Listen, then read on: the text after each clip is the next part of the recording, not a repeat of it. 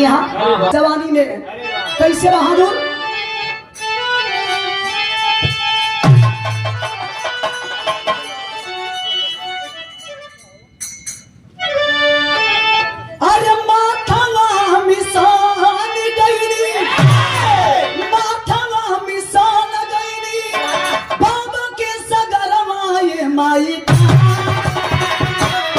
माई काले गई फूल गौरिया ले गई भाई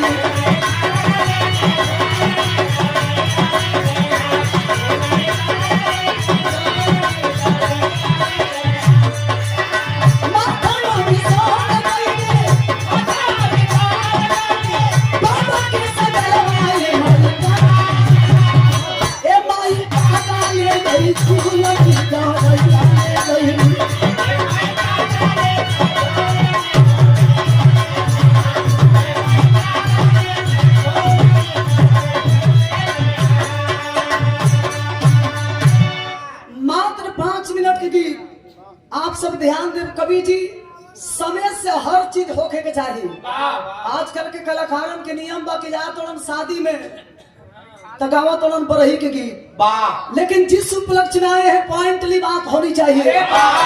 काशीदास बाबा के विषय में कवि जी लिखत का बनी इंद्र देव जब इंद्र देव जब पनिया ये बाबू का ए बाबू ए बाबू के अंगूरी पर जो पहाड़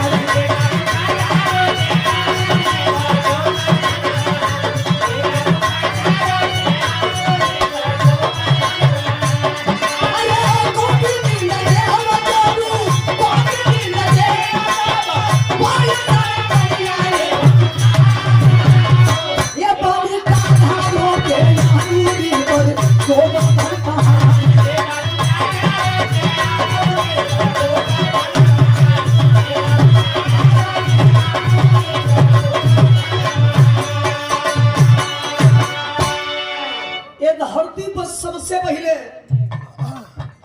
जनतनी पूजा केकर होत रहल। ये धरती पर इंद्र देवता का पूजा हो रहा था। कृष्ण भगवान के बालेपन बा।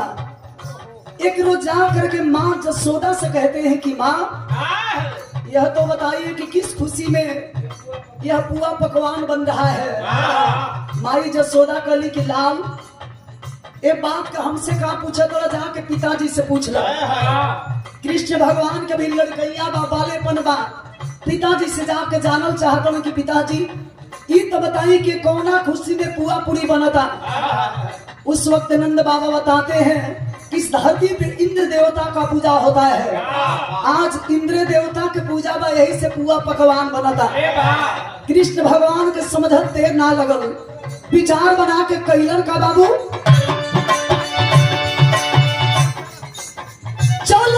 चारा टूटल इंद्र के गुमानवा।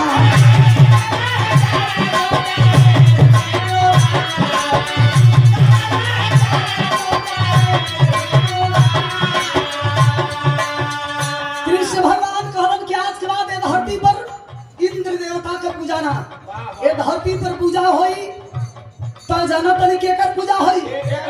ये धरती पर गोवर्धन पर्वत के पूजा होके के चाहिए। लोग कहलन अरे भाई इंद्र के महिमा से धरती पर पानी होला, धरती से अंकुर निकलेला, हमनी के गौ माता लो चरे ला लो तो दूध दे ला लो। कृष्ण भगवान कहते हैं कि नहीं, इंद्र का महिमा नहीं है, महिमा है तो गोवर्धन पर्वत का है। जिस गोवर्धन पर्वत पर मेरी गैया माता जाती हैं, चरती हैं तो आती हैं, दूध देती हैं तो हम लोग पीते हैं। ये धरती पर इंद्र देवता का पूजा ना, गोवर्धन पर्वत की पूजा होके के चाहिए। ग्वाल बाल मिलकर के बाबू कैलन का चलो नहीं चारा तू डली इंद्र के गुमानवा।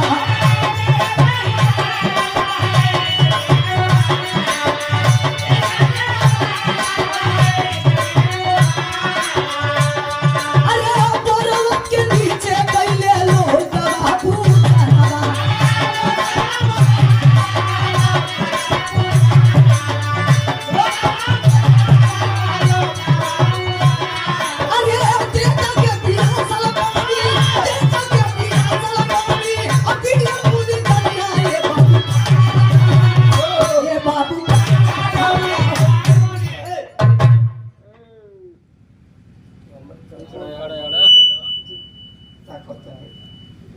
सुंदर माला और सागर 200 रुपया दे के स्वागत के लिए बनी पूजनीय राजेंद्र यादव के चाचा जी। अरे आपके चाचा जी ना, तो वही तो हम कह रहे हैं कि आपके चाचा जी के सौजन्य से सागर 200 रुपया दे के स्वागत के लिए बनी। अरे यहाँ के दी चाहे वहां के दी, बांटल थोड़े बा, चाहे दाली में घी गिरा चाहे घी में दाल गिरे, मैंने तो बात बंटवारा करे माने यहाँ के दे दे। भगवान के बात मान के ग्वाल बाल जब इंद्र देवता का पूजा छोड़ के गोवर्धन पर्वत की पूजा करे लगल, तो कभी जी लिखत का बढ़ल,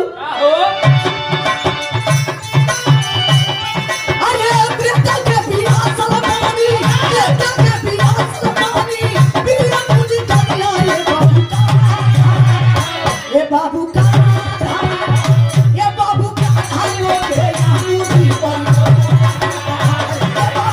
भाइयों के अंगूरी पर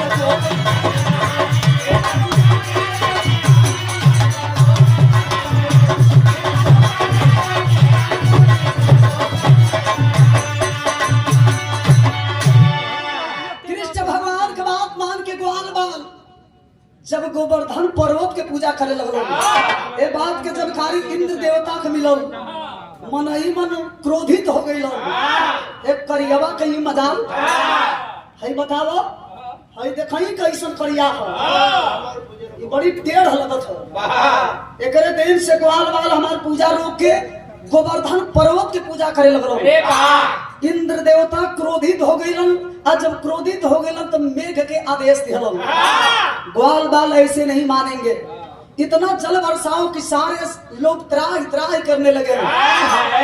इंद्र जी के आदेश पाए कि मेघ लगल बारिश करे। इतना बारिश इतना बारिश इतना बारिश कि 7 दिन 7 रात लगातार बारिश भइल। ग्वाल बाल परेशान हो गई।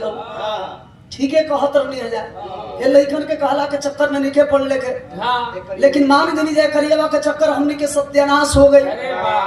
कृष्ण भगवान के जानकारी भइल, दुनिया के मालिक जेकरे सामने हमनी के खिलौना के रूप में बनी जाए।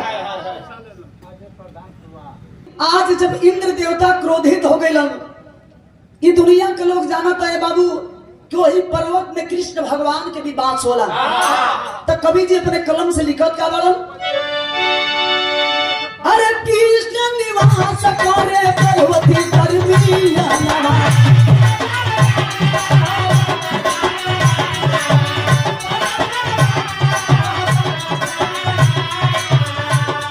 अरे पर्वत के नीचे जाने, अरे पर्वत के नीचे होला तेरे खापू जानवा।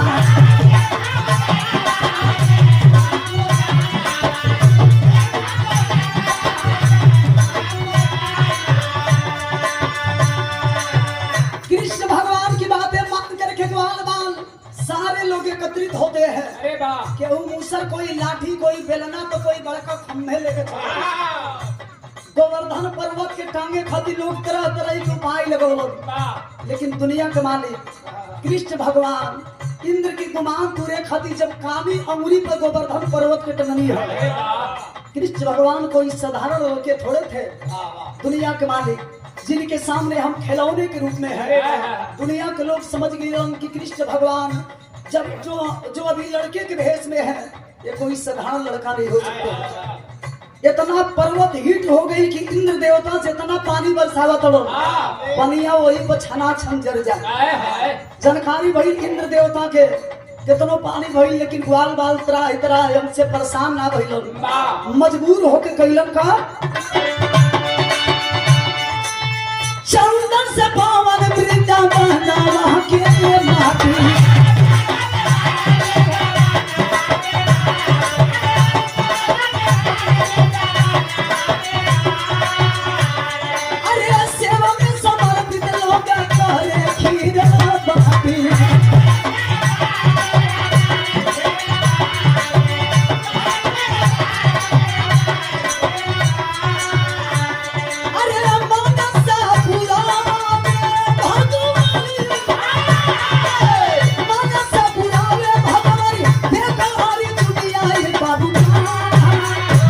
बाबू ये बाबू के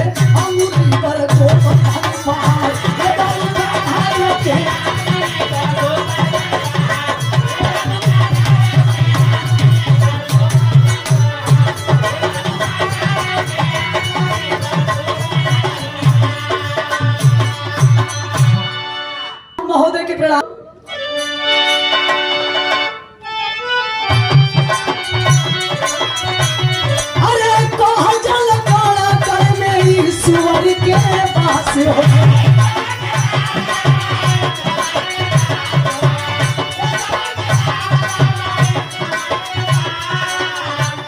अरे वह मिल जाले जहाँ सच्चा दरबार हो।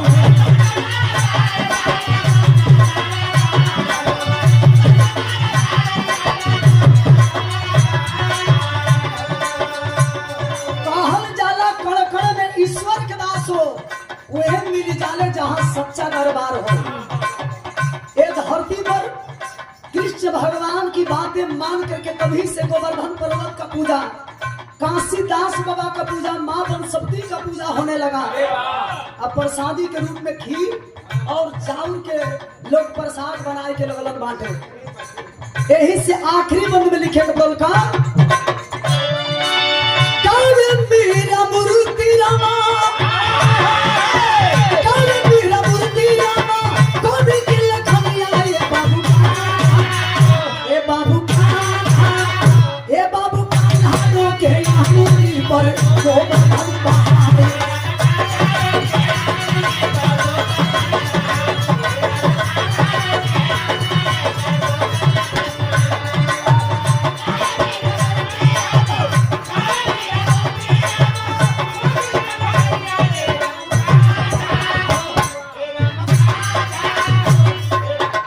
आज ये पैसा देव तबो ना देव तबो, अरे वाह, काशीदास बाबा आपके प्रधानी बनौले रहे। हाँ हाँ ले लो। कहाँ है अभी तक? भोज में बने। हाँ हाँ हमको पता है किस भोज में आप हैं। हाँ तो ये मर्द मेहरारू कैसन प्रेम होला। अरे वाह क्या बात।